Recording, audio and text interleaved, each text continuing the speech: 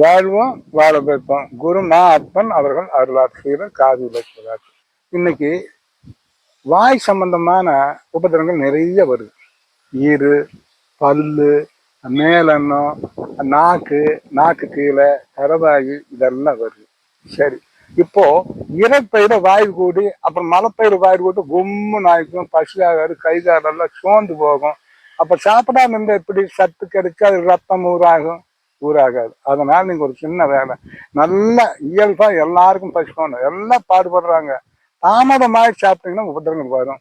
அப்ப பசி நேரம் நேரத்துக்கு சாப்பிட்றதால பசி ஆனப்ப சாப்பிட்றது, அதுதான் உண்மை. அது சாப்பிட்றப்போ நீங்க காலையில என்ன செய்யணும்னா, கூடுமான வரை ரொம்ப கெட்டியான உணவுகள் வேண்டாம். ஏதோ ஒரு கம்மங்கூழோ, ராய்க்கூழோ, சோளக்கூழோ, ஏதோ கோதுமை கூழோ ஏதோ ஒன்று கொண்டு கறி மாதிரி செஞ்சு மோர் விட்டு தாராளமாக சாப்பிடலாம். 1 கப்பு 2 கப்பு சாப்பிடலாம். பத்துலைன்னா ஏதோ வீட்டில் இருக்கணும், கொஞ்சம் சேர்த்து சாப்பிடலாம்.